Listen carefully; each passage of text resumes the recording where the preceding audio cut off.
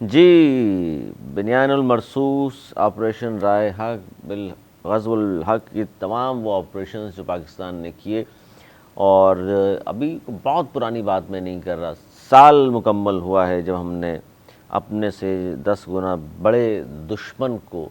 دھول نہ صرف چٹائی بلکہ اس طرح کی عبرتناک شکست دی ہے ان کو چند گھنٹوں کی اس جنگ میں کہ صدیوں نہیں بھولے گا۔ نوید زہیر صاحب کیا کہیں گے اس پر جو پاکستان نے، جو پاکستان کے خاص طور فضائیہ نے جو باکمال انداز سے جواب دیا ان کو؟ مئی کا مہینہ جب جب آئے گا ہم کو مارکہ حق کی یاد دلائے گا۔ یہ پاکستان نے مارکہ حق کے ذریعے، غزوہ کے ذریعے انڈیا کا غرور خاک میں ملایا، اس کی وہ متھ توڑ کے چکنا چور کر دی جو وہ اپنے آپ کو ایشیا کا سپر پاور بولتا تھا اور بات بات پہ دھمکی دیتا تھا کہ ہم یہ کر دیں گے، ہم وہ کر دیں گے، پورے گلف کو اور پاکستان کو اپنی بدماشی سے وہ کرتا تھا، اور جس ملک میں چاہتا تھا جہاں مداخلت کرتا تھا۔ پاکستان نے انہوں نے جو فالس پلے کیا، اس کے بعد پاکستان تیار تھا پوری طریقے سے جواب دینے۔ یہاں پہ حکومت چینج ہو چکی تھی، آرمی کی قیادت بھی چینج ہو چکی تھی، وہ ہر طریقے سے تیار بیٹھے تھے ایک موقع ڈھونڈنے کے لیے کہ کوئی ایک موقع دے۔ ہم نے نہیں چاہا کہ جنگ ہو، لیکن جب جنگ ہوئی تو ان کو ایسا جواب دیا مارکہ حق کے ذریعے کہ ان کا جو طاقت کا سندور جو ان کے چہرے پہ تھا وہ نوچ کے پھینک دیا۔ وہ کیا نام ایسی کچھ رکھا تھا نا، سندور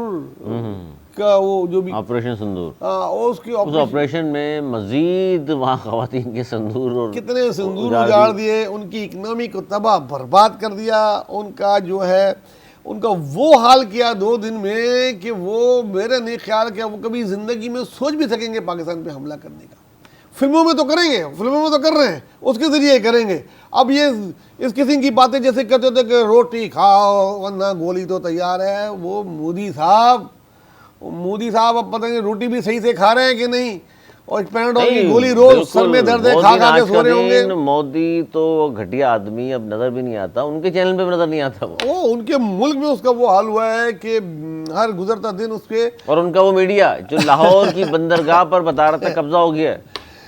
وہ اب یہ دیکھیں نا، اس مارکہ حق نے انڈیا کی اتنا ایکسپوز کیا، انڈیا کے میڈیا کو، انڈین فلموں کو جو وہ کرتے تھے، انڈیا کی آرمی کو، نیوی کو، جو بولتے تھے ہمارا وہ نکلے گا اور یہ کر دے گا اور وہ کر دے گا۔ سر آپ نہیں سمجھتے کہ جس طرح کی وہاں میڈیا نے جس طرح کی سٹوریاں سنائیں، مطلب ہم تو یہ حیران ہوتے ہیں کہ ہمارا تعلق میڈیا سے ہے کہ بھئی کوئی بھی خبر خاص طور پر کسی اور ملک کے بارے میں، اپنے ملک کے حوالے سے ظاہر ہے بہت ساری باتیں ہم کر رہے ہوتے ہیں، کسی اور ملک کے بارے میں آپ بات کرتے ہیں تو باقاعدہ تحقیق ہوتی ہیں، پوچھا جاتا ہے، رپورٹرز کو آن لائن لیا جاتا ہے، دوسری چینل دیکھے جاتے ہیں کہ جی شاید ہمیں نہیں پتہ ان کو پتہ ہو۔ اس دن تو لگ رہا تھا کہ وہ کہیں بھی نہیں دیکھ رہے نہ پوچھ رہے ہیں کسی سے، حیران کن بات ہے۔ بنا رہے ہیں، اور کراچی میں بتاؤں ہر 2 منٹ پاکستان میں فلاں جگہ قبضہ ہو گیا، فلاں جگہ قبضہ ہو گیا۔ اچھا ہمارے لوگ سڑکوں میں نکل کے ایسے اوپر اچھا ہم باہر تھے، ہم تو کراچی سڑکوں میں، ہم تو برہان کروڑ بیٹھے چائے پی رہے ہیں، وہ موبائل کھول کے دیکھا تو جی وہ فلاں جگہ قبضہ، فلاں جگہ قبضہ، کراچی میں یہ ہو گیا۔ ہم یار ہم نے کہا ہم سڑکوں میں بیٹھے ہوئے، ٹریفک چل رہی ہے، لوگ جس سے پاگل ہوئے جا رہے ہیں کہ پاکستان نے جواب دینا، اب دیکھنا کیا ہوگا۔ اور میں حیران، میں نے کہا یار کون سی خبریں چل رہی ہیں؟ بھائی وہ ہماری ایک وومن تھی جو 2-4 گھنٹے سے رابطے میں نہیں تھی، ہم نے پتہ کیا اس کے اسٹاف سے کہ بھائی وہ کدھر ہے۔ اسی دوران ہم سمجھ رہے، ہم کو ایک افواہ آئی کہ جناب پاکستان کا کراچی کا پورٹ پہ یہ کر دیا وہ کر دیا، تو اور وہ ان کی بڑی مشہور و معروف وہ ایئر کرافٹ کیریئر تھا جناب، وہ جناب پاکستان کی طرف رواں دواں ہے۔ تو میں نے پوچھا بھائی کدھر ہو یار؟ وہ وکرانت کہہ رہا سر ہم تو سی وی پہ کھڑے ہیں، دیکھ رہے ہیں کہ وکرانت کہیں سے آ رہا ہو تو ہم دیکھیں۔ میں نے بولا نکلو یار۔ اور ہمارے اتنا یقین کریں جنگ کو انجوائے کرتے ہیں لوگ، خاص طور میڈیا والے ہمارے، ان کو تو پتہ ہی نہیں نا پاکستانی ہیں کیا۔ بھائی جنگ ہو رہی تھی، آپ کہہ رہے ہیں وکرانت آ رہا ہے، ہمارے یہاں کے ڈی ایس این جی جا کے کھڑی ہو گئی سمندر کنارے کہ ہم آئیں گے دیکھیں گے۔ یہ میں ریئل اسٹوری صحیح بتا رہا ہوں، میں حیران تھا۔ ہمارے یہاں لوگوں نے کلاشن کو کھڑے ہو گئے ڈرون گرا رہے ہیں، اور اس کی ویڈیو آئی ہے کہ بھائی تو یہ قوم ہے، اس قوم کو للکارا تھا اور اس قوم نے ایسا جواب دیا، اور ہماری ایئر فورس کو سلوٹ ہے کہ جو 11 جہاز سر، ان کے ایک کے بعد ایک جو ہے نا ان کے جہاز گرتے رہے اور ان کا غرور ٹوٹتا رہا، اور یہاں تک کہ پھر انہوں نے سیز فائر کی بھیک مانگی۔ 24 گھنٹے اور نہیں ہوتا، آج میں سوچتا ہوں کاش 24 گھنٹے اور نہیں ہوتا۔ اچھا ہم تو یہ کہہ نہیں رہے کہ جی 4 جہاز گرائے تھے، 5 گرائے تھے، تیسرے بندے سے پوچھ لو، سپر پاور امریکہ، ہمارا اتحادی نہ آپ کا اتحادی، انہوں نے کہا جی 11 جہاز نہ صرف پاکستان نے گرائے بلکہ انڈیا کے مودی نے تو بس نہیں چل رہا تھا، کسی طرح وہ آ کے پاؤں پکڑ لیں میرے کہ یار فٹافٹ بند کرا دو، یہ نہ ہو پاکستان اس سے بھی آگے چلا جائے۔ بہت جھوٹ کی انتہا، بولے رافیل کون سے رافیل، کوئی رافیل گرا ہی نہیں۔ اس کے بعد جب چیزیں دکھائی ہیں تو آج یہ ہے کہ وہ اپنی میڈیا کو فیس نہیں کر سکتے۔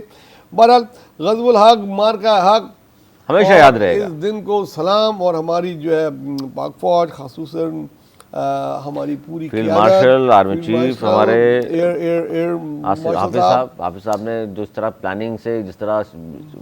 ایک اسٹریٹجی بنائی اور اس پر عمل درآمد ہوا، سیلوٹ ہے۔ بڑا اچھا موقع اس سے پہلے بھی ملا تھا جب انہوں نے پاکستان پر اٹیک کیا تھا اور ہم نے ان کے جہاز گرا دیے تھے، لیکن اس پائلٹ کو چائے پلا کے واپس دے دیا گیا۔ اس وقت اگر جواب دے دیتا پاکستان تو آج ان کا بھی نام ہوتا، لیکن انہوں نے کیا بولا، ہم لڑیں، ہمارے پر لڑنے کا وہ نہیں ہے، یہ نہیں ہے، وہ نہیں ہے۔ تو بھائی دلیروں کا ہی کام ہوتا ہے حکومت کرنا، بزدلوں کا کام نہیں ہوتا، اور دلیروں نے دکھایا کہ اللہ تعالیٰ بھی جو نا بہادروں کے ساتھ ہے اور حق کے ساتھ ہے، اور مارکہ حق نے وہ کر دکھایا جس کو پاکستان کی کھوئی بھی عزت وہاں لا کے دی، پاکستان کو وہ مقام دے دیا جس کا پاکستان کا جو حق تھا۔